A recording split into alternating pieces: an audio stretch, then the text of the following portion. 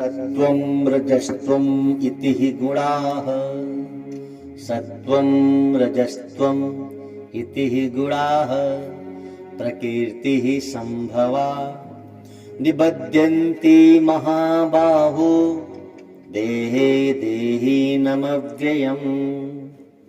भगवान कहते हैं, हे महाबाहो, प्रकृति से उत्पन्न होने वाला सत्व रज और तम, ये तीन गुण अविनाशी देही को जीवात्मा में बांध देते हैं, इस शरीर में बांधते हैं। हम हैं अविनाशी और बधे कहाँ है? नाश होने वाले में। शरीर क्या है?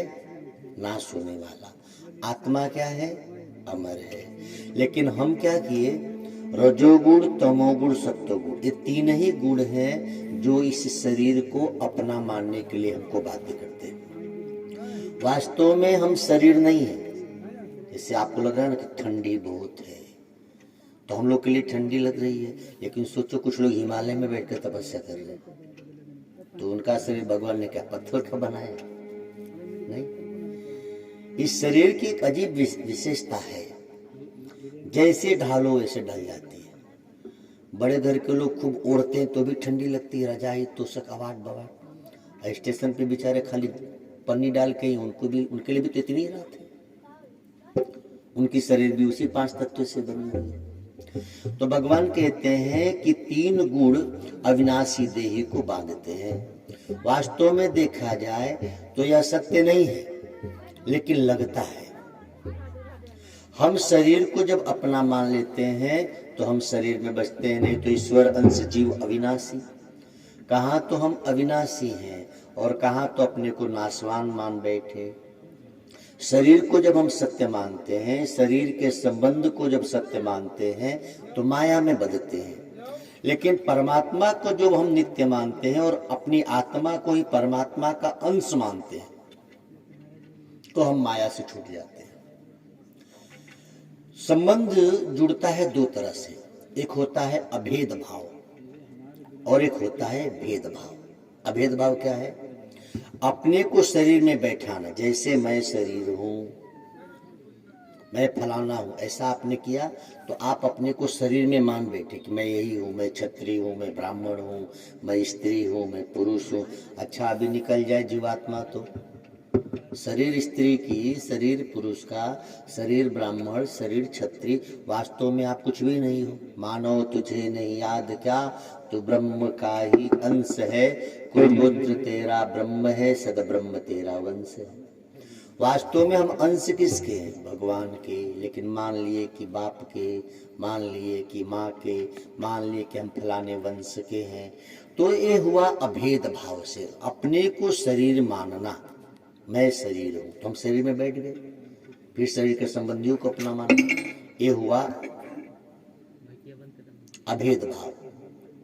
दूसरा होता है भेदभाव, शरीर को अपने में बैठाना। मेरा शरीर काला है, मेरा शरीर गोरा है, मैं जवान हूं, मैं बूढ़ा हूं। ये हुआ भेदभाव। यानी शरीर को अपना मान लिए हम, शरीर मेरा ऐसा है या मैं शरीर हूं। ये दोनों तरह से हम बध गए। इन दोनों तरह से हम संबंध में बध रहे। शरीर को अपना मानेंगे तो शरीर को जन्म देने वाले माँ बाप हो गए। शरीर के संग जिसका विवाह हो गया वो पति पत्नी हो गई। फिर पत्नी के बाप को फिर उनका भी रिश्ता हो गया। ये एक जुड़ते जाता है। और जैसे ही शरीर से हम अलग होते, पृथक होते, विदेह, जनक जी को विदेह कहा गया, जबकि पत्नी भी है, परिवार भी है, भाई पटीदार भी है, सब कुछ है, राज्य भी है, लेकिन फिर भी विदेह है। क्यों? शरीर को ही अपना नहीं मानते। बहुत आसान है। देखो, अध्यात्म को समझना कठिन नहीं है। आप और हम जहां हैं वहीं से माया से छूट सकते हैं, उसी पल से जग सकते हैं। बस बात समझ में आ जाए। चाबी हमारे पास है, ताला लगा दिया गांव वालों ने। अच्छा, गांव का कोई घर में आपका ताला मार के जाए और आपके पास चाबी हो, तो आप खोल के अंदर घुसोगे कि बाहर घूमोगे कि किसने मार दिया, किसने मार दिया, भैया लाओ खोलो, ऐसा कहोगे क्या? जब चाबी है तो खोल लो। तो ताला मतलब माया बधाया है संसार के लोगों ने। माँ बाप ने विवाह कर दिया, हमको लगता है कि हमारे ऐसे हैं वैसे हैं। तो इस संसार के लोगों ने ताला तो मारा, लेकिन परमात्मा रूपी परम पिता ने ज्ञान रूपी कुंजी हमें दे रखी है। जब चाहो तब इस ताला को खोल के मुक्त हो सकते हैं हम और आप। तो अभेद भाव और भेदभाव इन दोनों से परे होंगे, क्योंकि वास्तव में हम हैं अविनाशी। मान लिए अपने को विनाशी, हम हैं अमर, मान लिए मरने वाला, मैं मर न जाऊं, मैं मर न जाऊं। वास्तव में मैं मर न जाऊं तो मैं कभी नहीं मरता, मरता है शरीर। आप यदि मरे होते तो यहाँ आते? जैसे अभी आप यहाँ आए हो तो 1 घंटे पहले यहाँ थे आप? 2 घंटे पहले यहाँ थे क्या? नहीं थे, कहीं और थे। यहाँ आए तो जहाँ थे वहाँ नहीं दिख रहे। अभी 1 घंटे बाद 2 घंटे बाद यहाँ से जाओगे तो यहाँ नहीं दिखोगे, जहाँ रहोगे वहाँ दिखोगे। तो हम यदि यहाँ जन्मे, यानी इससे पहले कहीं थे, तभी तो यहाँ आए। तो जब यहाँ आए तो वहाँ नहीं दिख रहे। अभी आप यहाँ हो तो घर पे नहीं हो। अच्छा, घर पे चले जाओगे तो यहाँ नहीं रहोगे।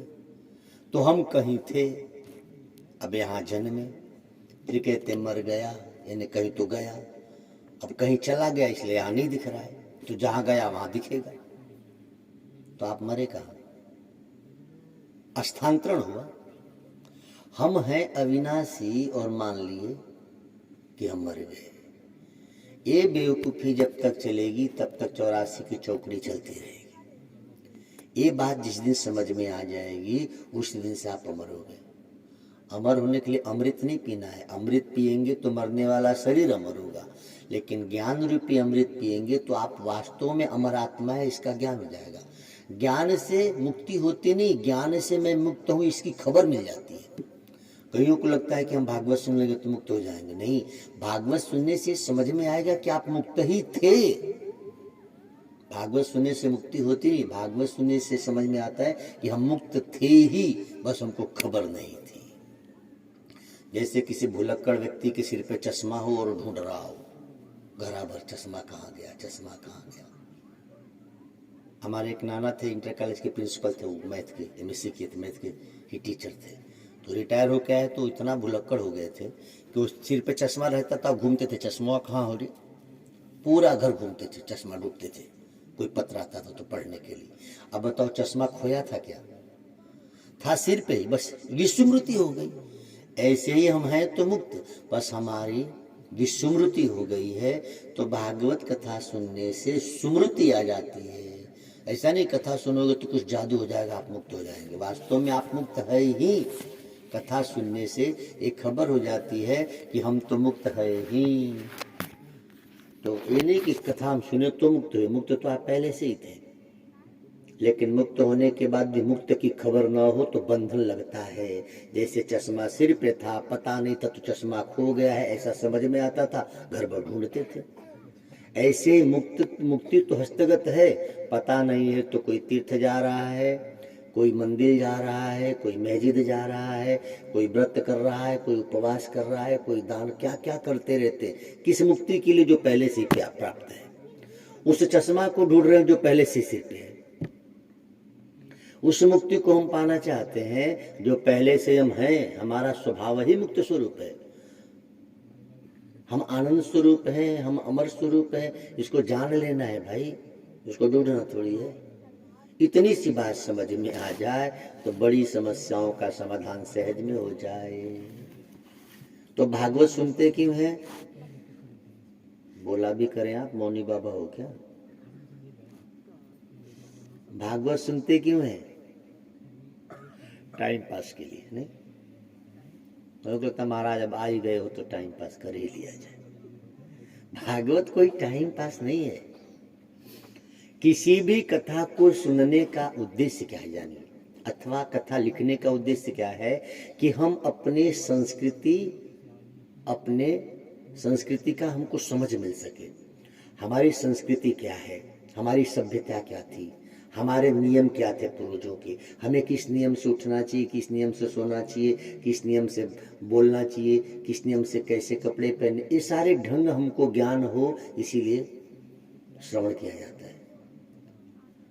दुर्भाग्य है कि इस भारत में, आप सभी ध्यान देते होंगे, अपने देश में और भी मजहब पंथ के लोग रहते हैं, उन लोगों के कपड़े नहीं बदले, उनकी बातचीत नहीं बदली, उनके रहन सहन नहीं बदले, सब हिंदुओं के बदले हैं।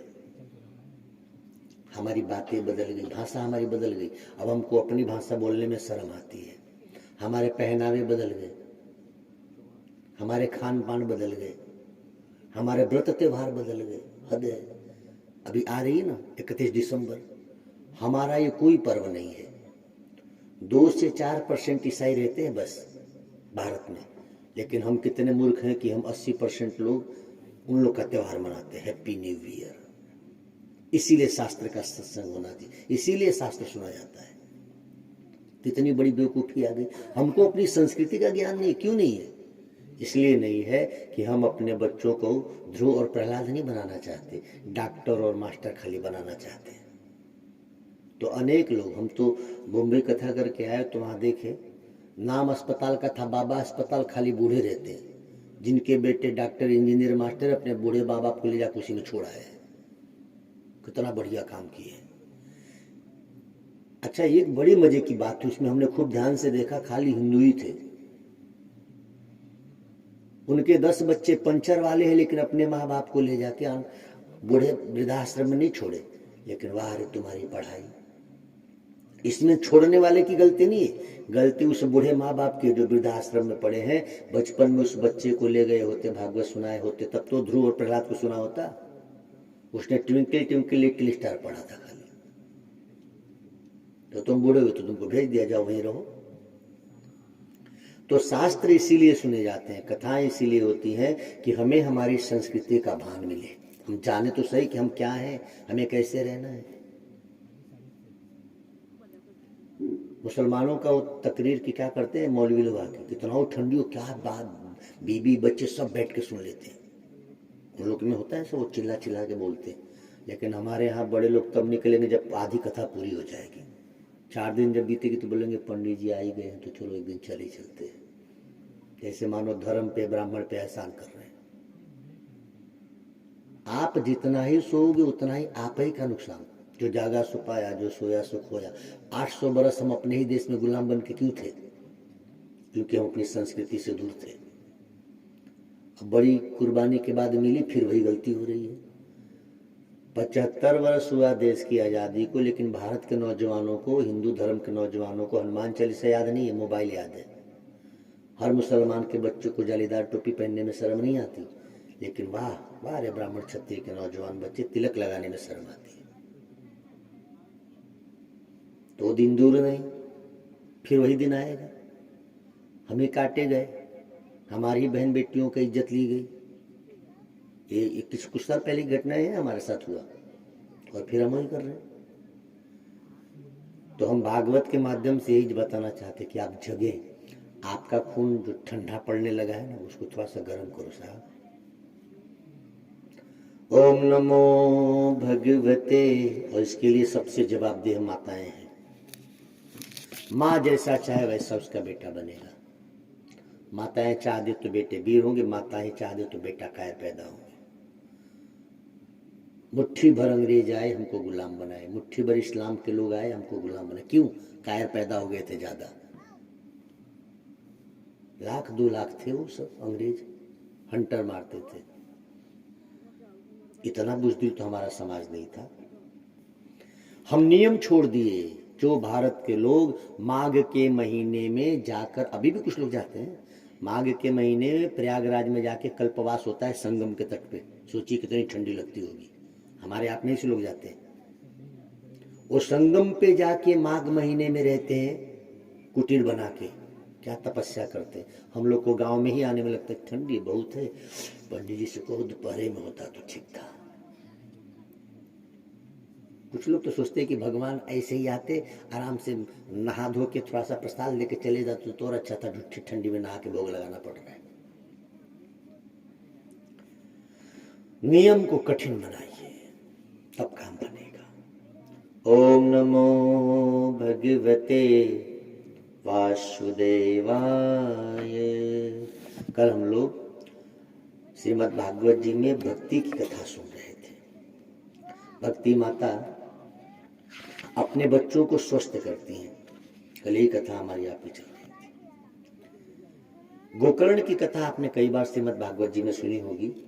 कथाओं का मूल क्या है वो जानना जरूरी है। दुर्भाग्य है कि आजकल कथा सुनाने वालों का भी एक ही उद्देश्य रह गया, दक्षिणा धर तर चाहे मर। सबसे ज्यादा जिम्मेदारी ब्राह्मणों की बनती है।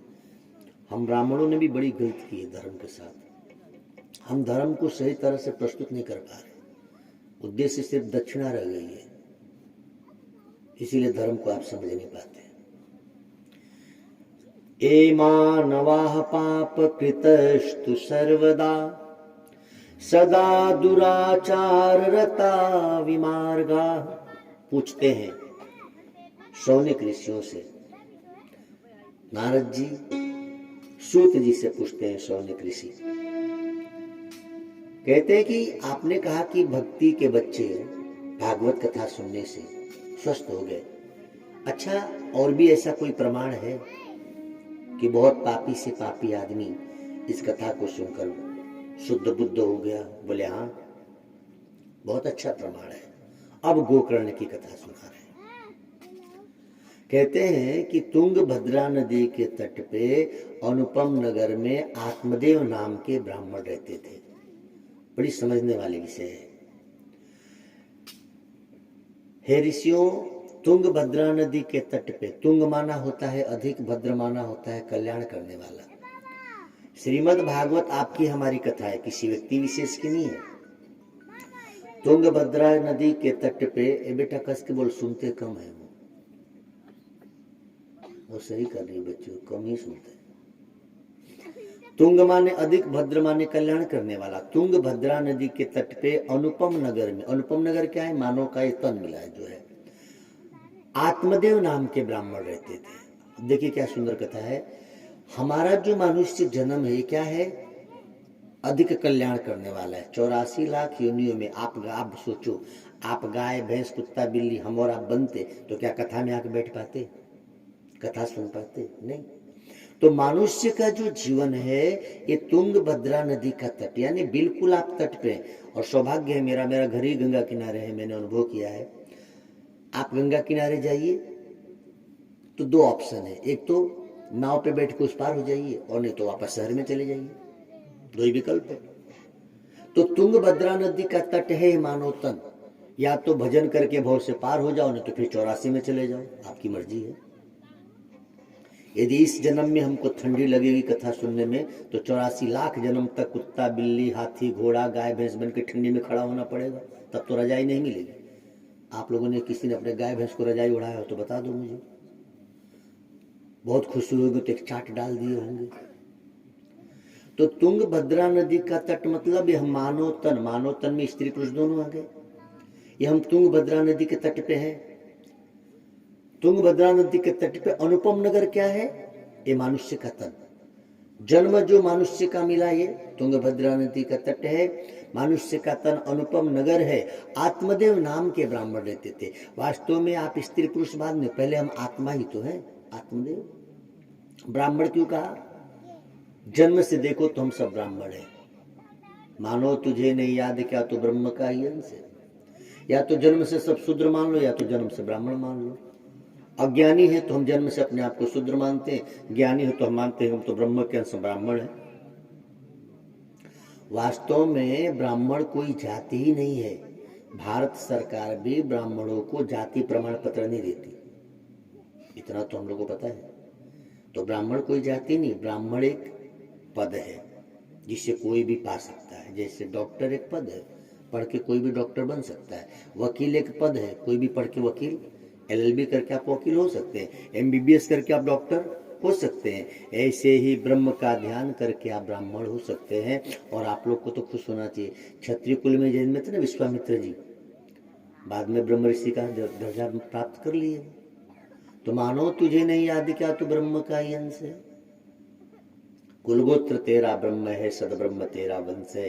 भागवत कहती है तुंगभद्रा नदी के तट पे अनुपम नगर में आत्मदेव नाम के ब्राह्मण रहते थे। उनकी पत्नी का नाम है धुंधुली। हमारी बुद्धि रूपी पत्नी, हमारी मत ही हमारी सच्ची संगनी है। आप स्त्री हो या पुरुष हो, लेकिन जब आप कुछ निर्णय लेते हैं, सोचते हैं, तो अपनी बुद्धि से पहले सोचते हैं, बाद में किसी से परामर्श लेते हैं। पत्नी भी पहले अपनी बुद्धि से सोचती है, बाद में पति से पूछती है, अथवा पति भी अपनी बुद्धि से निर्णय लेता है, बाद में पत्नी को बताता है, तो सोचता है। तो हमारी वास्तव में जीवन की संगनी कौन है? मति। तो पत्नी का नाम क्या था? धुंधुली। यदि हमारी बुद्धि धुंधली है, बुद्धि वासनाओं में लगी है, तब हमको सत्संग का कितना हुआ अच्छा फल मिले वह ग्रहण नहीं करेगी। भागवत की कथा सुने, इस कथा में बात आती है। आत्मदेव ब्राह्मण जी के पास सब कुछ था। भागवत ने कहा आत्मदेव पुरे तस्मिन सर्व वेद विशारद। जो कोई साधारण व्यक्ति नहीं है आत्मदेव ब्राह्मण, अच्छी ज्ञानी है और ब्राह्मण कुल में जन्मे हैं और पूजा पाठ करा के ही जीविका चलाते हैं, यानी सब कुछ अच्छा है इनका। लेकिन कई बार अक्सर ऐसा होता है कि ज्ञान लोगों को सुनाने मात्र के लिए रहता है खोपड़ी में, अपने जीवन में नहीं लाते। इसीलिए ज्ञानी कहते हैं कि 2.5 मन ज्ञान की अपेक्षा 2.5 तोला आचरण श्रेष्ठ है। ज्ञान हमारे बुद्धि में न हो, ज्ञान हमारे आचरण में हो, तब तो श्रेष्ठ है। यहाँ पता लगा दूसरों को सुनाने के लिए तो बहुत अच्छा प्रवचन करते हैं महाराज जी, भागवत खूब बढ़िया सुनाते हैं, लेकिन अपना पूरा ध्यान धन पे ही है, तो ऐसे लोग मुक्त नहीं होते। आत्मदेव जी ब्राह्मण है, उनके लिए कहा गया कि सर्व वेद विशारद। और ऐसा व्यक्ति एक दिन मन में उसके आया कि हाय भगवान, मेरे पुत्र नहीं है, अब मैं जी के क्या करूं। अब सोचो आप, ज्ञानी व्यक्ति भला पुत्र के लिए जाएगा जान देने? यानी यह ज्ञान सिर्फ दूसरों को सुनाने के लिए था। तो ज्ञान कैसा होना चाहिए? हमारे आचरण में। आत्मदेव जी को लगा कि मुझे पुत्र नहीं है। आत्मदेव जी चले जंगल में, घनघोर जंगल में जाके बैठ के रो रहे हैं। पेड़ के किनारे बैठे हैं और बैठ के खूब रो रहे हैं, और एक संत उधर से जा रहे थे। कथा को समझने का प्रयास करें। ज्ञानी दुख में भी हंसता है और अज्ञानी सुख में भी रोता है। ये तो फर्क है ज्ञानी अज्ञानी में। ज्ञानी के पास कितना हो सुख आ जाए और कितना हो दुख हो जाए, वो निर्लिप्त है। लेकिन अज्ञानी के पास सुख आया तो भी दुखी, और दुख आया तब तो दुखी ही है। तो आप सोचोगे सुख आने पे क्यों दुखी? सुख आने पे अपने से अधिक सुखी को देख के दुखी होता है अज्ञानी, और दुख आने पे थोड़ा भी दुख आया तो हाय मैं दुखी हूँ, हाय मैं दुखी हूँ, ये सोच के दुखी होता है अज्ञानी। लेकिन ज्ञानी, उसके पास सुख आया तो अपने से अधिक सुख वाले को देख के सोचता है कि मुझसे भी बड़े बड़े लोग सुखी हैं, इसमें अहंकार की कोई बात नहीं है, निर्लेप है। और अपने पे दुख आया तो सोचता है कि इससे भी ज्यादा लोग दुखी हैं, कोई बात नहीं। वो सदैव समता में रहता है। यह ज्ञानी और अज्ञानी में फर्क है। अब यह आत्मदेव जी ज्ञानी तो है, लेकिन ज्ञान सिर्फ दूसरों को सुनाने के लिए था। इसीलिए जीवन में सबसे जरूरी क्या है? गुरु का होना।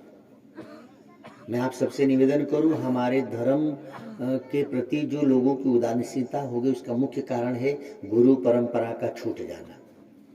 पहले हमारे देश में बच्चों को दीक्षा दिया जाता था, फिर शिक्षा। पहले राम जी को गुरु मंत्र दी गई, फिर गुरुकुल में पढ़ने गए। लेकिन आज क्या हो रहा है? आज छोटे छोटे बच्चों को धर्म की शिक्षा बाद में दी जाती है, पहले संसारिक शिक्षा दी जाती है। और पहले धर्म की शिक्षा दी जाती थी, बाद में संसार की ऐहिक विद्या सिखाई जाती थी। जैसे जब 5 बरस के ध्रुव, और ध्रुव को मंत्र मिला, उसके बाद ध्रुव जी 32,000 वर्ष तक राज्य भी किए। मैं निवेदन करूं आप सभी से, पुनः वह परंपरा लाइए। बचपन से ही अपने बच्चों को जब हम पहले दीक्षा दें और फिर शिक्षा दें, तो आपके बेटे महान होंगे। जिस बच्चे को बचपन से मंत्र जपना सिखाएं, उसके बाद उसको पढ़ाएं, वो कभी गुटखा नहीं खा सकता, वो दारू नहीं पिएगा, क्योंकि उसने भगवत नाम शुरू से जपना शुरू कर दिया। आपके हमारे देश में, आप पहले का इतिहास पढ़ लीजिए, हमारे यहाँ व्यसन नहीं था। न होने का कारण क्या था कि पहले हम दीक्षित होते थे, बाद में शिक्षित होते थे। पहले कम अन्न उपजता था, एक घर में 10-10 लोग रहते थे, थोड़ा थोड़ा खाते थे। कूट पीस के महिलाएं कितना काम करती थी, सुबह धान कूटा जाता था तब चावल बनता था। वो दिन थे देश के, फिर भी एकता थी। और आज सारी सुविधाएं तो हम लड़ क्यों रहे हैं? उसका मूल कारण यह है कि पहले माताएं बहनें बेटे बेटियां बचपन से मंत्र जप करके बड़ा होते थे। तो मंत्र जपते जपते बड़ा होते थे तो बुद्धि भी बढ़िया रहती थी। आज क्या है? बचपन से ही बस खाली ऐहिक विद्या पढ़ पढ़ के तेरा मेरा हानि लाभ यही करते करते बड़ा होते हैं। तो विवाह होने के बाद उसको लगता है कि मेरा पति 1000 ज़्यादा कमाता है, ये तो 1000 कम कमाता है, तो मेरा उसमें जाएगा, चलो अलग हो जाओ। 1000 के लिए अलग होकर उसको पता नहीं कि दोनों कितने कमजोर हो गए। तीसरा आएगा तो दोनों को बारी बारी से मार के चला जाएगा। तो ये गलती, बेवकूफ़ी कहाँ से आई? दीक्षा नहीं ली। आज देखो आत्मदेव जी को, घटना दोनों एक ही जैसी है। राजा दशरथ को भी एक दिन ग्लानि हुई कि मुझे पुत्र नहीं है, और आत्मदेव को भी ग्लानि हुई कि मुझे पुत्र नहीं। यही तो कथा है। एक बार भूपति मन माही भयो गलानी मोरे सुत नाही। दशरथ जी को भी एक दिन ग्लानि हुई कि मुझे पुत्र नहीं है, और आत्मदेव को भी ग्लानि हुई कि मुझे पुत्र नहीं है। लेकिन दोनों में एक फर्क था, क्या? दशरथ जी क्षत्रिय थे, गुरु बना के रखे थे, तो गुरु गृह गए तुरंत महिपाला, अपने गुरु के द्वार गए समस्या लेकर। और ये ब्राह्मण देवता खुद ही गुरु बने थे, गुरु तो बनाए नहीं थे, तो जंगल में जाकर रो रहे हैं। दशरथ जी गुरु के द्वार गए, गुरु जी ने सिंगी ऋषि को बुलाया, पुत्रेष्टि यज्ञ करवाया, और भगवान श्री राघवेंद्र का अवतार हुआ। लेकिन आत्मदेव ब्राह्मण खुद गुरु बने, लेकिन कभी गुरु बनाया नहीं, तो जाके जंगल में बैठ के रो रहे हैं। इसीलिए सभी से निवेदन है, गुरु जीवन में अनिवार्य है, लेकिन गुरु सावधानी पूर्वक ही कीजिए, हानि तो दक्षिणा तर चाहे मर, ऐसे तो बहुत घूम रहे हैं। जैसे ही पहुंचे हैं और रो रहे थे, एक संत उधर से कहीं जा रहे थे। संत ने देखा कि ब्राह्मण बैठ के रो रहा है जंगल में, हो न हो भगवान के लिए रो रहा होगा।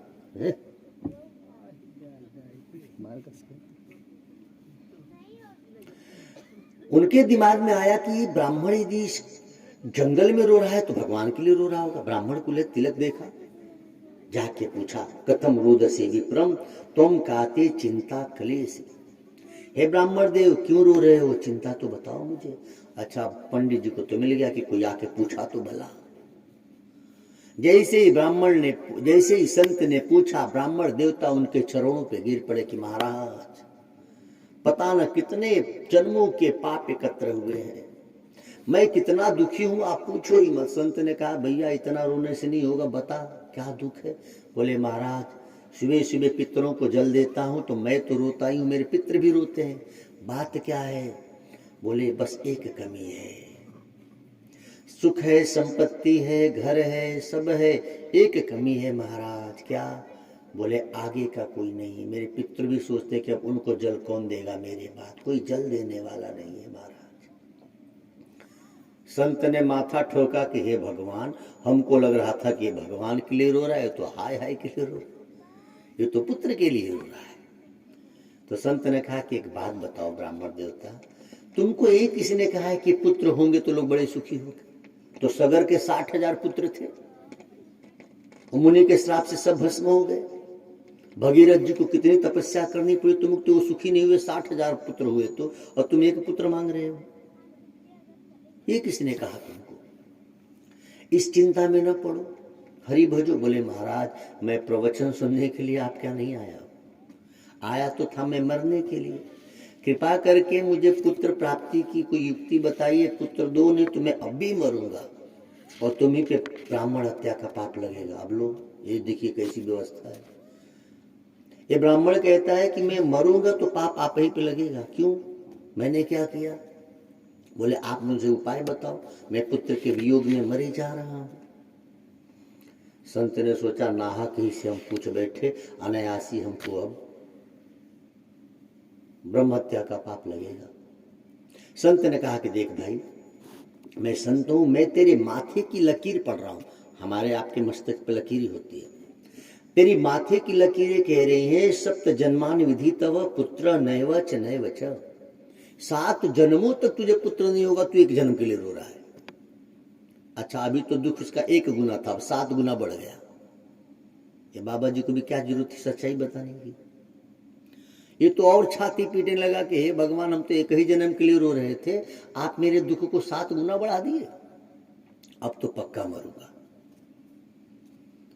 जोर से माथा पटका, और जैसे ही जोर से पटका तो रक्त निकल पड़े। संत ने कहा, ये क्या करो? बोले, बस अब जान दूंगा और ब्रह्म हत्या का पाप तुम्ही को लगेगा। संत समझ गए कि भैया तो नहा के हम पड़ गए मुसीबत में। बोले ठहरो भाई। संत ने एक फल दिया और कहा फलेत भक्षणे गिर्भ, आप अपनी पत्नी को ये फल देना, अब उसको पुत्र होगा, जाओ, लेकिन ध्यान रखो पत्नी को फल खिला जरूर देना। इसने कहा महाराज बिल्कुल खिला देंगे। बड़े प्रसन्न चित्त होकर आत्मदेव जी घर पहुंचे हैं फल लेकर। मन चाहा वरदान मिला तो हर कोई प्रसन्न चित्त हो जाएगा। इस कथा से बड़ी सीख मिलेगी हमको आपको कि हम अपने भाग्य के आगे न चले, अथवा भाग्य को जबरन अपने भाग्य में न लाए कि ये होना ही चाहिए। जितना आसानी से जीवन जी सको, जो सहज में हो रहा है वही सुख है।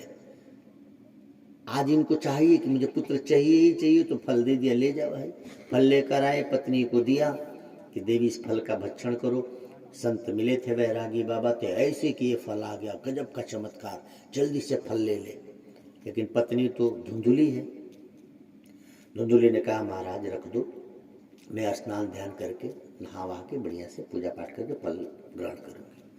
अब आत्मदेव जी अगल बगल जाके बताने लगे आश्चर्यजनक घटना घटी है मेरे साथ। हम तो गए थे मरने के लिए, बहुत रो रहे थे, एक सन्यासी आए, अरे ऐसे किया और फल आ गया, देखना आप मेरे घर भी 9वें महीने किलकारियां गूंजेंगी, अरे पुत्र होगा, बहुत खुश हैं। और यहाँ धुंधुली फल लेकर बैठी है कि फल खाऊं कि न खाऊं। कई माताओं को देखें आप, अच्छा काम करना होगा तो 100 बार सोचेंगी, हाँ लड़ना हो तो एक बार भी नहीं सोचेंगी। कईयों को देखो झगड़ा करने में नहीं सोचते, तुरंत शुरू हो जाते हैं। लेकिन पूजा करना है तो सोचेंगे कैसे करूं, क्या करूं, करूं कि न करूं। कथा में आना है तो सोचेंगे चलो कि न चलो। मेला जाना हो तो थोड़ी सोचते हैं, और कहीं जाना तो कहाँ सोचते हैं। कथा कहती है कि इतने में पड़ोसन आई। अब पड़ोसन ने कहा कि धुंधली बहन क्या सोच रही हो? बोले बड़ा समय से आ गई बहना, देखना मेरे पंडित जी गए थे, पता न किसी बैरागी बाबा ने फल दे दिया, अब तू बता फल खाने से भला बेटे बेटी होते हैं? पड़ोसन ने कहा होते हैं कि नहीं होते, लेकिन फल खाने में घाटा ही क्या है? हो ना हो ये तो बाद की बात है, फल ही तो दिया है, खाने में घाटा ही क्या है, फल खा ले। इसने कहा हाँ वैसे तो कोई घाटा नहीं है, लेकिन मान ले मैं फल खा लूं तो मैंने सुना है गर्भवती महिला खाना कम खाती है, गर्भ में बालक आता है तो जब मैं खाना कम खाऊंगी तो कमजोर हो जाऊंगी, कमजोर हो जाऊंगी तो मेरा घर का काम कौन करेगा? देखो कितनी कुतर्क की बात है ये। कई लोगों की बुद्धि अजीब होती है, अच्छे काम में तर्क करते। पड़ोसन ने कहा कि बावरी फल खा ले, अपनी ननद को बुला लेना, तुझे संभाल देगी। अरे इसने कहा तुझे पता नहीं है मेरी ननद महाचोट्टन है। देखो भागवत गजब का ग्रंथ है। 5000 वर्ष पहले पता हो गया था महर्षि व्यास जी को कि आने वाले कलयुग में ननद का आदर नहीं होगा। हमारे देश में यशोदा को पुत्र होना था तो सुनंदा को बुलाया, नंद जी की बहन। लेकिन ये धुंधुली वाली कथा कलयुग की है। इसको पुत्र चाहिए, पुत्र होना होगा, तो ये कह रही कि मेरी ननद आएगी तो सब चुरा लेगी। अच्छा देखिए व्यास जी ने कितनी सुंदर वर्णन किया। आज देख लीजिए घर घर की हालत है। घर में कोई पर्व होगा तो आजकल बहुएं अपनी बहन को बुलाती है, ननद को नहीं बुलाती। घर में एनिवर्सरी हो तो, हैप्पी बर्थडे हो तो, कोई पर्व है तो तुरंत फोन करके बहन जी को तो बुला लिया जाता है, ननद जी से बातचीत नहीं है। तो श्रीमद् भागवत कहती कि ऐसी जो बहुएं हैं वो धुंधुली है। क्षमा करेंगे बात कड़वी है, लेकिन मैं कड़वा ही सुनाने आया हूं। जो बहुएं अपने ननद से बातचीत नहीं कर रही और खाली बहनों को ही घर पे बुलाती हैं, ये धुंधुली हैं और इनके बच्चे धुंधुकारी हो जाएंगे, सावधान रहिएगा। इसीलिए यदि आपके घर में अपनी ननद से न जमती हो तो कल सुबह पहले तो फोन करके बात कर लो, क्योंकि आने वाला कल आपका ठीक नहीं रहेगा। कईयों को देखो ननद से बातचीत नहीं है, हाँ बहन से घंटे भर बात करती है, ननद से बात के कई महीने हो गया। वाह, वो इस घर की बेटी है, उसी का एक घर है, उस बहन को बुलाती हो, क्या मांगती है बेचारी बेटियां। अच्छा जितना तुम्हारा भला तुम्हारी ननद चाहती है उतना तुम्हारी बहन कभी नहीं चाहेगी। ये भागवत की कथा से स्पष्ट होती ही बात। कोई बहन नहीं चाहती है कि उसके भाभी उसके भैया दुखी रहें, लेकिन कोई बहन नहीं चाहती कि उसके जीजा और उसकी बहन उससे ज्यादा सुखी रहे। एकदम कड़वी बात है ये, और इसका प्रमाण है श्रीमद् भागवत में, रामचरितमानस में भी है। सादर भले ही मिली एक माता, भगनी मिली बहुत मुस्काता, सती गई तो सबसे ज्यादा व्यंग किसने किया था? बहनों ने। कोई बहन नहीं चाहती कि उसकी बहन उससे ज्यादा सुखी रहे, लेकिन मुझे लगता है कि भारत की कोई ननद नहीं चाहती कि उसका भाई कभी दुखी रहे। लेकिन वाह दुर्भाग्य है इस देश का कि इस देश में बहनों को, पहले हमारे देश में बहनें आती ही नहीं थी बहन के यहाँ, वो अच्छी परंपरा थी। ये पता ना किस मूर्ख ने नया परंपरा शुरू की है। अच्छा, परंपरा शुरू भी हुई तो ऐसी शुरू हुई कि इस परंपरा के आने से पुरानी परंपरा जो थी, हमारे यहाँ सास के बाद यदि किसी का अदब करती थी बहुएं तो ननद हुआ करती थी। लेकिन आज बेचारी बेटियां माँ बाप के मरने के बाद अपने घर आ ही नहीं पाती है, क्योंकि भाभियां उनको बुलाना ही नहीं चाहती है। वह बेटी अपने घर नहीं आ पा रही, अपने गांव नहीं आ पा रही। अच्छा, ये घटना तुम्हारे साथ भी घटेगी। तुम किसी की भाभी हो तो तुम्हारी भी तो कोई भाभी है, वो तुमको नहीं बुलाएगी। दुखी सब है, लेकिन इस परंपरा को बदलना कोई नहीं चाहता। तो एक निवेदन तो सभी से है कि ननद का आदर होना चाहिए। अच्छा सोचो बहनों, वो तुम्हारी ननद यदि देवर होती तो इस घर में आधा होता कि नहीं? एक ननद को नहीं बुला पा रहे, मत खिलाओ किसी ब्राह्मण को बुला के, लेकिन ननद को बुलाइए, वो भी ब्राह्मण ही है बहन। कितना दुख होता है उस बेटी को जब उसको पता लगता है कि मेरे घर कोई पर्व है और मुझे नहीं बुलाया गया। तो निवेदन उन सभी बहुओं से हाथ जोड़ के प्रार्थना है, आप अपनी बहन को बुलाओ, हम मना नहीं करते, लेकिन बहन से पहले उस ननद को बुलाओ। वो इस घर की लाडली बेटी है, उसका जन्म इस घर में हुआ, एक घर पे उसका अधिकार पहले है, तुम्हारा नहीं। तुम कहीं से आई तो तुम मालकन हो गई, और जो बेटी इस घर में जन्मी उसको बुलाया नहीं जा रहा। कितनी दुख की बात है। तो आप सभी से प्रार्थना है, धुंधुली न बोले। धुंधुली कहती है अपनी पड़ोसन से कि मैं अपनी ननद को नहीं बुलाऊंगी, वो महाचोटन है। अब बताओ, ननद ने माथा पीटा कि जा तो कुछ भी कर, तेरी मर्जी। और ननद गुस्से में घर चली, वो पड़ोसन गुस्से में घर चली गई। ननद को तो इसने बुलाया नहीं और फल भी खाया नहीं। ये धुंधुली है। जो सत्संग न सुने वो धुंधुली। फल मतलब संत का दिया हुआ फल माने सत्संग। कथा कहती है कि दूसरे दिन उसकी बहन आई, देखो ननद को नहीं बुलाया, और बहन मुंह उठा के बिना बुलाए चली आई। बिना बुलाए चली आई तो इसने कहा, बहन बड़ा भला आई तू, देखना पंडित जी गए थे, किसी बैरागी ने फल दे दिया, तू बता भला फल खाने से बेटे बेटी होते? ये कहती है कि बहन एकदम मत खाना, कहा चक्कर में पड़ गई बाबा लोग के।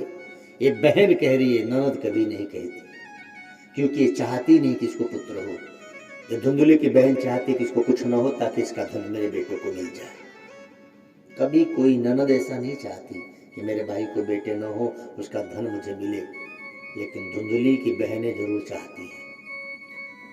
इसीलिए प्रार्थना यह है, बात कड़वी लगे तो क्षमा करेंगे, और मुझे लगता है कि कोई आपको बात कड़वी लगे तो ये समझना चाहिए कि मुझे इसमें सुधार करने की आवश्यकता है। कथा कहती है, धुंधुली की बहन कहती है कि तू क्यों चिंता करती है, तूने कहा है ना उनसे कि तूने फल खा लिया, तो एक काम कर, इस फल को तू गाय को खिला दे, तेरी गैया को भी तो बछड़े बछड़े नहीं हो रहे, कितने वर्षों से रखे हो, फल की परीक्षा भी हो जाएगी। और मेरे बेटे तेरे बेटे अलग अलग हैं, वैसे भी मेरे गर्भ में बालक है, तू गर्भवती होने का स्वांग रचा, और जब मुझे बेटा होगा मैं धीरे से तुझे दे दूंगी, पंडित जी को कह देना तुझे पुत्र हुआ है, कुछ पैसे दे देना, मेरे पति गरीब है, तेरे पास तो बहुत पैसे हैं। ये बहन कह रही है। धुंधुली को बात जच गई, और धुंधुली ने आत्मदेव जी से कहा कि मुझे लाभ हो गया है। आत्मदेव जी भी ज्ञान सुनाने के लिए रखे हैं, और धन कमाओ, धन तो है लेकिन संतोष नहीं है। चले गए यजमानी में, तो पहले यजमानी जाता था, आदमी काफी दिन पर लौटता था, और यहाँ पुत्र हुआ है, बहन को लाके दे दी, कुछ पैसे लेके चली गई। धुंधुली कहती है आत्मदेव से, देखो मुझे पुत्र हुआ, बहुत खुशी मनाई गई। 3 महीने बाद गाय के गर्भ से भी, क्योंकि संत का दिया फल है, बालक जन्मा। बालक का कान गाय के जैसे है, इसीलिए उसका नाम गोकर्ण रखा गया। बोले गोकर्ण जी महाराज जी की। दोनों पुत्र हैं, एक ही घर में जन्मे हैं, एक ही घर में पले बढ़े, लेकिन दोनों में फर्क बहुत है। एक विद्वान हुआ, एक का आचार विचार बड़ा सात्विक है। दोनों ने ख्याति पाई, एक कुख्यात हुआ तो एक विख्यात हुआ। गोकर्ण जी चलते हैं तो लोग वंदन करते हैं, और धुंधुकारी घर से निकलते हैं तो लोग खिड़की दरवाजा बंद कर लेते हैं, पता न क्या चुरा के भाग जाएगा। एक ही घर में दोनों बालकों की परवरिश हो रही है। जैसे एक ही मिट्टी में गन्ना लगा दो और मिर्ची लगा दो, तो गन्ना कितना हो फीका होगा तो तीखा तो नहीं हो जाएगा, और मिर्ची कितना हो कम तीखी होगी तो मीठी थोड़ी लगेगी। धरती एक ही है, बीज बदल रहे हैं। गोकर्ण जी महाराज शांति प्रिय। धुंधुकारी जी सब कुछ चुरा चुरा के ले जाते। एक दिन घर के बर्तन ले जाके बेच दिया जुआ खेलने में। आज आत्मदेव जी को संत की बात याद आई। कह रहे थे कि पुत्र के चक्कर में पड़े हो, पुत्रों से सुख नहीं होता, हाय मैं बड़ा दुखी हूं, जाके मर जाऊं कि जंगल चले जाऊं। वन जाने की तैयारी कर रहे हैं, रो रहे हैं। गोकर्ण जी ने देखा, पिता का दुख समझ गए, पिता को बुलाया। क्या बात है? बोले देख एक तू गाय के गर्भ से जन्मा कितना अच्छा है, और एक मेरा बेटा देख, हाय रे हाय मैं बड़ा दुखी हूं। बड़ा सुंदर उपदेश दिया गोकर्ण जी ने। गोकर्ण जी कहते हैं पिताजी, जब भी शरीर को मैं मानेंगे और शरीर के संबंधियों को अपना मानेंगे तो दुख होगा ही। ना आप शरीर हो और न शरीर से जन्मा कोई आपका है। क्या सुंदर उपदेश दे रहे हैं। कहते हैं पिताजी देखो, ये दुनिया शरीर जो है 5 तत्वों से बना एक धर्मशाला है, पंचायती धर्मशाला है। जैसे गांव में बना दिया जाता है, कोई बाहरी आएगा तो ठहरेगा, पंचायती व्यवस्था है, प्रधान जी ने बनवाया। तो ये शरीर भी क्या है? पंचायती धर्मशाला है। अब आप धर्मशाला में ठहर सकते हैं, उसको अपना थोड़ी कह लेंगे कि मेरा है, नहीं हो सकता भाई, ठहरने के लिए है बस। जब हम इस दुनिया में आए, समझिएगा विषय को, आप लोग कभी ट्रेन में गए कि नहीं रिजर्वेशन करा के? अक्सर रिजर्वेशन करा के जाते हैं। तो जब हम ट्रेन में रिजर्वेशन करा के जाते हैं तो आप समझो बैराकपुर से बैठे, आप जब ट्रेन के डिब्बे में गए तो वहां पहले से लोग बैठे रहते अपने अपने रिजर्वेशन की सीट पे। तो पहले से लोग बैठे थे, हम गए अपनी सीट पर बैठे और सबसे राम राम हुआ, जान पहचान हुई। लेकिन याद करें आप कि जब हम ट्रेन में गए तो पहले से लोग वहां बैठे थे ना, लोगों से बातचीत हुई, यात्रा में बड़ी जल्दी हम एक दूसरे से घुल मिल गए। ट्रेन चल पड़ी, यात्रा हो रही है, मीठी मीठी बातें हो रही हैं। इतने में जो पहले बैठे थे उन्होंने कहा, अच्छा भैया राम राम, हमारा टिकट यहीं पूरा हो रहा है, हमारा स्टेशन आ रहा है, हम चलते हैं। तो काफी घंटों की यात्रा साथ साथ है, हम क्या करते हैं, अच्छा भैया राम राम। बल्कि बहुत ज्यादा प्रेम हो जाता है तो गेट तक पहुंचते हैं, ट्रेन के डिब्बे के गेट तक जाते हैं, उतरते हैं, तब तक राम राम करके विदा होते हैं, फिर ट्रेन आगे चलती है। अच्छा एक सीट खाली होती है, आगे ट्रेन चली, पता लगा अगले स्टेशन से उसी सीट पर किसी दूसरे का रिजर्वेशन है। ये तो होता है, वो आके बैठा, फिर उससे भी जान पहचान होती है, राम राम होता है। तीसरा स्टेशन आता है, पता लगा तीसरे यात्री ने कहा, अच्छा भैया हम चलते हैं, हमारा स्टेशन आ गया। ये हुआ ना। याद कीजिए, इस संसार रूपी ट्रेन में जब हम आए तो हमसे पहले माताजी, पिताजी, भैया, बहन, है ना, इस सब पहले से यात्री बैठे हुए थे इस डिब्बे में। हम और आप जब नया नया आए तो हमारी आपकी पहचान कराई गई, राम राम हुआ। ये पिताजी हैं, ये माताजी हैं, ये बड़े भैया, ये बहन, ये फूफा, ये मौसा, ये चाचा, ये तो हुआ परिचय। अच्छा यात्रा होने लगी, जिसको जो कहा गया हम मान लिए, ट्रेन की यात्रा है भाई। यात्रा हम करके चल ही रहे थे, इतने में पता लगा कि दादाजी का स्टेशन आया। का टिकट पूरा हुआ, अच्छा हम चलते हैं। फिर क्या हुआ, वो छोटा सा पोता, याद करो दादाजी गए तो हम भी नहाने गए थे, स्टेशन तक छोड़े उनको जाके, एक सीट खाली हुई और तब तक एक सीट खाली हुई, दादाजी गए और तब तक क्या हुआ, भैया का बेटा हुआ, एक सीट भर भी तो गई, भतीजा जी आए। कुछ दिन यात्रा हुई, पता लगा पिताजी चले गए, तब तक ब्याह हुआ तो पत्नी आई, एक नया यात्री फिर आया, सीट पे बैठा, जान पहचान हुई। ये चलते रहता है, एक आता है एक जाता है, और यात्रा चल रही है, और इसी यात्रा में एक दिन हमारा भी तो स्टेशन आएगा। अच्छा देखो, आपका स्टेशन आया और आप न उतरो तो फिर वो काली कोट वाले आते हैं। कई बार जब हमको उतरना होता है तो हम गेट पे चले जाते हैं, कुछ लोग पहुंचाने आते हैं, काफी बात होने लगती, पता लगा ट्रेन सीटी दे दी तो टीचर लोग कहते हैं क्या बात करो, गेट पे खड़ा हो, जल्दी उतरो, डांट के उतार देगा आपको जबरदस्ती। यानी जब हमारा आपका भी संसार से जाने का समय आएगा तो बहुत बातचीत मत करो, नहीं तो यमराज रूपी काली कोट वाला जो आएगा और जबरदस्ती डांट के मार के उतार देगा। कुशल यात्री तो एक स्टेशन पहले से तैयारी कर लेते कि भैया अगला स्टेशन हमारा आने वाला है, अपना पैक वैक कर लेते हैं, लोगों से राम राम कर लेते हैं, अपने बोरिया बिस्तरा को पहले से गेट पे रख लेते हैं, जो कुशल होते हैं। अब कुछ लोग ऐसे होते कह रहे रिजर्वेशन कराया है, जब तक ट्रेन अगले स्टेशन पर रुक न जाए तब तक सीट छोड़ू नहीं, तो ऐसे लोगों को धक्का ज़्यादा सहना पड़ता है क्योंकि दूसरा आके बैठने की तैयारी में रहते हैं। या इस कथा का अर्थ यह है कि हम सबको भी जो पंचायती भवन मिला है 5 तत्व वाला, ये ठहरने के लिए मिला है, इसको अपना मान नहीं सकते आप। लेकिन हम लोगों ने गलती क्या की है, हम मान बैठे मैं फलाना हूं। ये मानना ही दुख दे रहा है। जिस घर को आप अपना मानते हैं जब उसका रंग उड़ जाता है तो आपको बुरा लगता है, घर आप पेंट करावल चाहत बा हो, लेकिन आप सोचो वही भाड़े के घर में हो और पेंट उड़ जाए तो आपको दुख होता है क्या? नहीं। जिस गाड़ी को आप अपना मान बैठे हैं वह पंचर हो जाए तो आप दुखी हुए, लेकिन पड़ोसी की गाड़ी पंचर हो जाए तो आप दुखी होते हैं, आपकी नहीं है, कोई मतलब नहीं आपको। ये शरीर भी हमारी है नहीं, इसको हम अपना मान बैठे इसलिए दुखी हो रहे हैं। इसके बीमार होने से लगता है कि हम बीमार हो गए, आप नहीं बीमार हैं, आपकी शरीर बीमार है। आप डॉक्टर से जाके क्या कहते हैं, डॉक्टर साहब मेरे आंख में दर्द है। क्या कहा आपने? मेरे आंख में दर्द है, यानी मुझे दर्द नहीं है, मेरे पास आंख है, उसको दर्द है, उसको जानने वाला मैं अलग हूं, तभी तो डॉक्टर से कह रहा हूं डॉक्टर मेरे आंख में दर्द है, यानी आप आंख नहीं हो। आप मैकेनिक के यहाँ गए कि भाई मेरी गाड़ी खराब है, तो आप गाड़ी थोड़ी हो, आपकी गाड़ी खराब है, आप गाड़ी को ऑनर हो भाई, आप मालिक हो। हम जाके कहते हैं डॉक्टर साहब मेरे पेट में दर्द है, आपके पेट में दर्द है, आपको दर्द नहीं है, आप उसको जानने वाले उससे अलग हो, आप इस बात को समझिए। आज मेरे शरीर में दर्द है, यानी आप शरीर नहीं हो।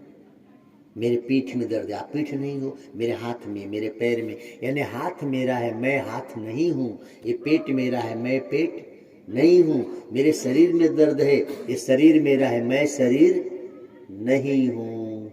ये बात आपको समझ में आ जाए तो दुख भी गए। अमीर और गरीब, सुखी और दुखी, बच्चा और बूढ़ा, काला और गोरा, ये शरीर है, आप शरीर हो ही नहीं। ना आप छोटी जाति के हो, ना बड़ी जाति के हो, ना आप काले हो, ना आप गोरे हो, ना आप अमीर हो, ना आप गरीब हो, ये शरीर है। अच्छा खूब महंगी गाड़ी हो अथवा खूब खटारा गाड़ी हो, सड़क तो वही रहेगी जय सिया राम। कई लाख की गाड़ी हो या कई हजार की हो या चोरी की हुई हो, सड़क तो वही है ना जय सिया राम। संसार वही रहेगा। अमीर आदमी के लिए अलग से हवा आती है क्या सांस लेने की? हवा वही है, सूर्य वही है, चंद्रमा वही है। ये बात समझ लिए तो भागवत कहती है कि आप मुक्त हो जाएंगे। तो कथा क्या कह रही है? आत्मदेव जी को इतना सुंदर उपदेश दिया है गोकर्ण जी ने कि अब आत्मदेव जी को समझ में आया। तो बोले मैं क्या करूं? बोले दुनिया में सबसे ज्यादा सुखी वही है जो वीतरागी है, जो त्यागी तरह का है, जो परमात्मा से प्रेम करता है।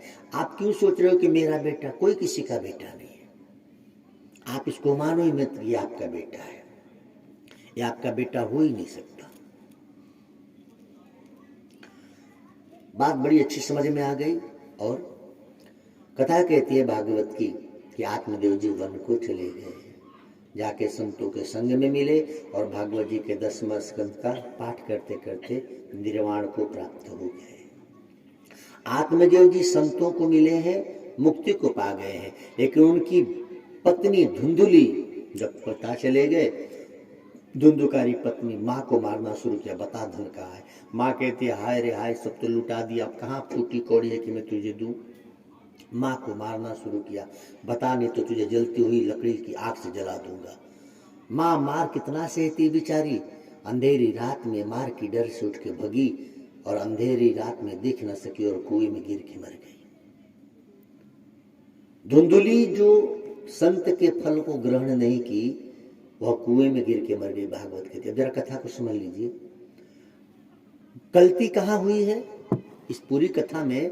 धुंधुकारी आया कहां से, किस गलती से आया? संत ने कहा था कि ले जाके फल पत्नी को खिला देना, और आत्मदेव जी फल लेकर आए, लेकिन पत्नी को खिलाया नहीं, बस दे दिया। यही तो हुआ। आप जरा विचार करो, फल खिला दिए होते पत्नी को तो गोकर्ण जी पत्नी के गर्भ से जन्म लेते, धुंधुकारी की आवश्यकता ही नहीं पड़ती। लेकिन गलती क्या हुई कि फल खिलाया नहीं, फल दिया, और इतनी सी गलती का परिणाम कितना बुरा आया। ठीक यही गलती हम लोग भी करते हैं। हम और आप भी जब सत्संग सुनते हैं तो लगता है तो है कि बात बड़ी अच्छी है, लेकिन ये तभी तक लगता है जब तक सत्संग सुनते हैं। सत्संग सुनने के बाद इस सत्संग का मनन होना चाहिए घर पे जाके, यानी जो फल आपको मिल रहा है इसको घर पे जाके अपनी बुद्धि को खिलाओ। लेकिन हम जाके घर पे बुद्धि को खिलाते नहीं, बुद्धि तर्क करने लगते कि पंडित जी को तो दक्षिणा चाहिए, तो इतनी रात को हम लोग को बेवकूफ बना रहे, छोड़ो कहाँ पड़ेगा। आपने कुतर्क करके काट दिया उस बात को। धुंधुली ने क्या किया? तर्क किया और फल को नहीं खाया। फल को नहीं खाया तो परिणाम क्या हुआ? बहन के भाई, बहन के बेटे को लिया धुंधुकारी को। आप और हम भी जब सत्संग सुनते हैं, मनन नहीं करते, सत्संग को बुद्धि में नहीं बिठाते हैं, तो कुतर्क बुद्धि में आता है, और परिणाम क्या है? जो सत्संग रूपी फल नहीं चखता, नहीं खाता, उसको अंधेरे कुएं में डूब के मरना पड़ता है। अज्ञान ही तो अंधेरा कुआं है भैया। जब आप सत्संग नहीं सुनोगे, ज्ञान नहीं होगा, तो अज्ञान के अंधेरे कुएं में गिर के मरोगे, डूब जाओगे। यही हो रहा है। तो अंधेरे कुएं में डूब के मरने से तो अच्छा ना कि ज्ञान का प्रकाश ले। आपने कई बार देखा होगा, आपके पास टार्च यदि है और लाइट है, लगता है कि झुट्ठे इतना बड़ा लेके ढो रहे हैं 2 किलो का, लेकिन वो टार्च की महत्ता कब समझ में आती है? जब लाइट चली जाती है। आपके पास टार्च, उसमें खुश होते क्या, फर्स्ट क्लास, आप जला के देख लेते। तो ये सत्संग का महत्व अभी तो आपको समझ में नहीं आ लग रहा है, रे सब पंडित लोग की बात है, लेकिन ये तब समझ में आता है जब यमराज के दूत पास आ जाते हैं। जब अंधेरा होता है, उस समय कोई मंत्र पढ़ो, कोई कुछ भी करो, अंधेरा को भगाने के लिए प्रकाश के सिवा और कोई उपाय है भैया? अंधेरा हो जाए तो कोई हे काली माई चुनरी चढ़ाए तो क्या दिन हो जाएगा? हे दुर्गा जी तुमको हम सप्तशती का पाठ सुनवा देंगे तो क्या प्रकाश हो जाएगा? नहीं, अंधेरा को भगाने के लिए प्रकाश ही चाहिए। ऐसे ही अज्ञान को भगाने के लिए ज्ञान का प्रकाश ही चाहिए। तो आप सभी से निवेदन है कि यह जो ज्ञान का प्रकाश हमको आपको भागवत जी का मिल रहा है, ठंडी कोई मान्य नहीं रखती। आप कहीं से आ रहे हो, ट्रेन 12 बजे आने को है और ट्रेन लेट हो जाए, अक्सर कोहरा में ट्रेन लेट होती है। अब 12 बजे वाली ट्रेन रात को 10 बजे यदि बैरागपुर पहुंचे तो क्या वही रह जाओगे ठंडी के डर से कि घर आओगे? आएंगे ना घर। ठंडी तब नहीं लगती। उस ठंडी में भी हम 7-8 किलोमीटर की यात्रा कर लेते हैं। या ट्रेन से उतर तो नहीं जाती कि ट्रेन लेट हो गई, ठंडी में क्या करने। जैसे एक संसार के गंतव्य स्थान पे जाने के लिए ट्रेन का त्याग नहीं करते, तो इस ट्रेन से तो भगवान के स्थान जाना है भैया, ठंडी में इसका त्याग क्यों कर दो? काहे कर दो? टिकट रिजर्वेशन है तो ठंडी में हम ट्रेन नहीं छोड़ देते, भले लेट है तो लेट है भाई, इंतजार करते, जब भी आई तब भी जाई। जब संसार की ट्रेन नहीं छोड़ते हो तो भगवान की ट्रेन छोड़ दे ठंडी के नाते। वो लोगों को बुद्धिमान कहेंगे आप?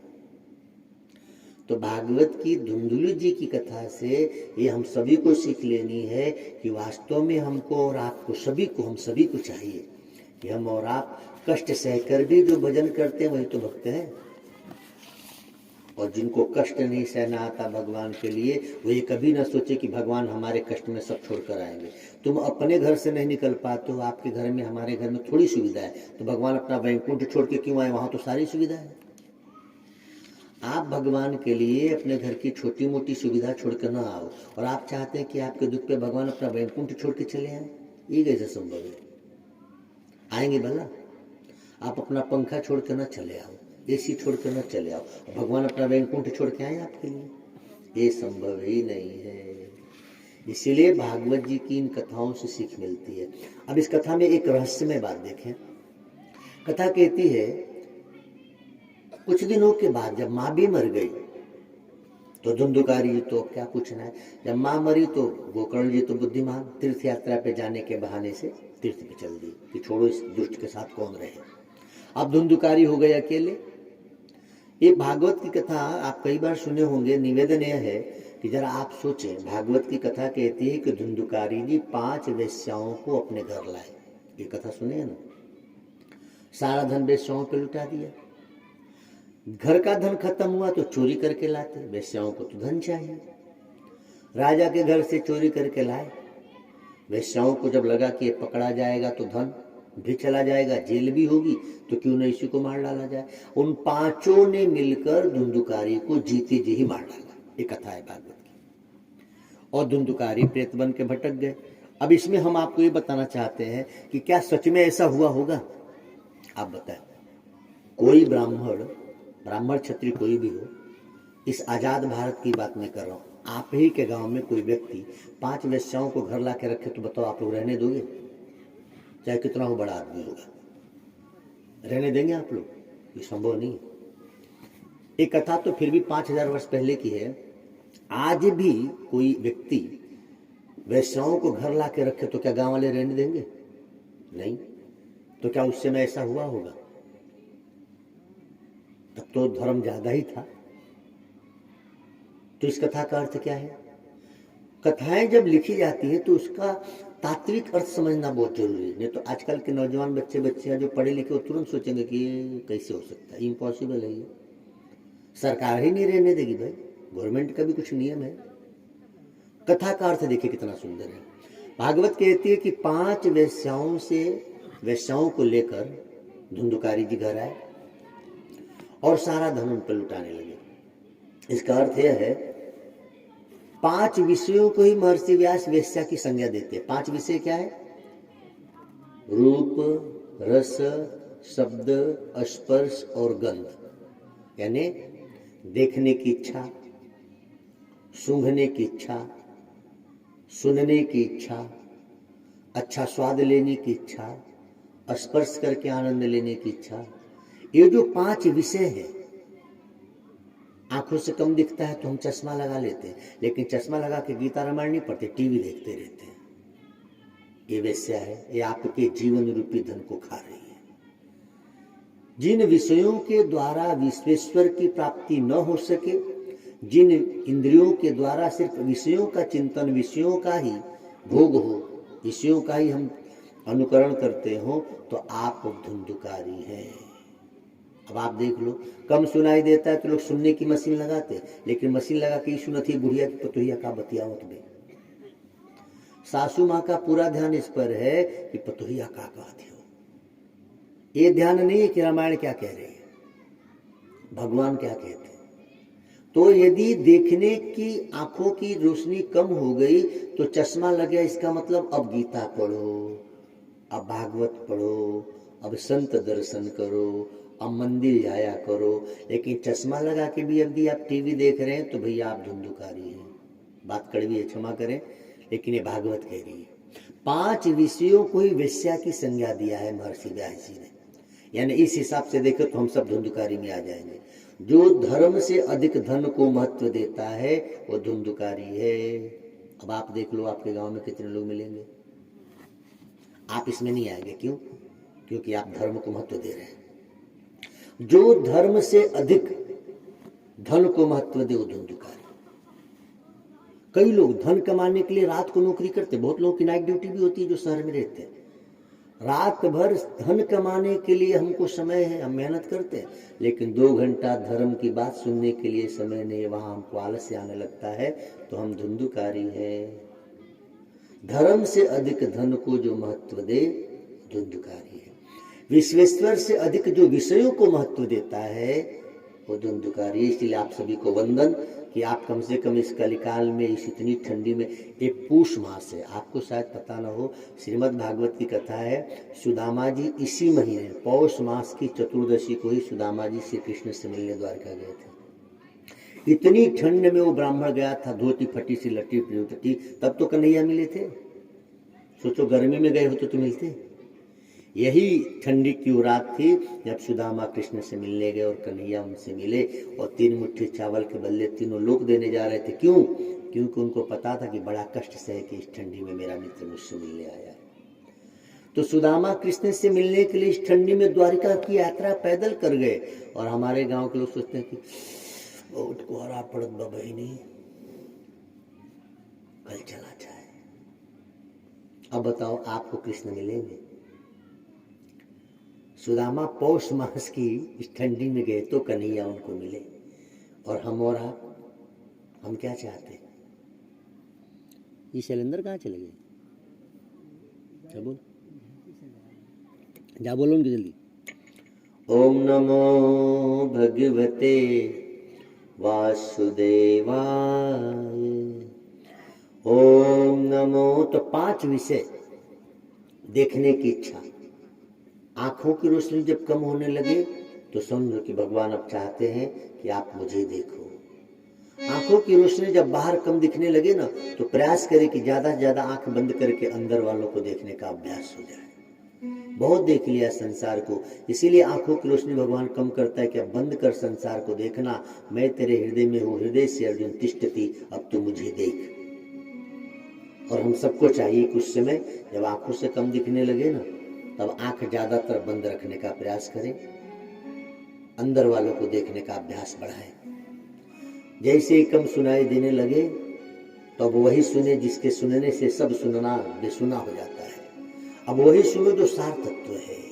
कम सुनाई दे रहा है तो व्यर्थ की क्यों सुने, सत्संग सुने। खाते खाते दांत टूट गए, भगवान के बनाए पत्थर के दांत टूट जाते हैं। लोग नकली दांत लगाएंगे लेकिन स्वाद लेना नहीं छोड़ेंगे। दांतों का टूटने का अर्थ हो गया कि अब जीवन को स्वाद रहित कर लीजिए। दांत टूट गए, अब सोचो सिर्फ दूध रोटी खाना है, कोई स्वाद नहीं लेंगे। जितना बिना स्वाद का भोजन करोगे उतना ईश्वर का स्वाद आएगा। अच्छा, हम ब्राह्मण लोग पागल है कि लहसुन प्याज नहीं खाते?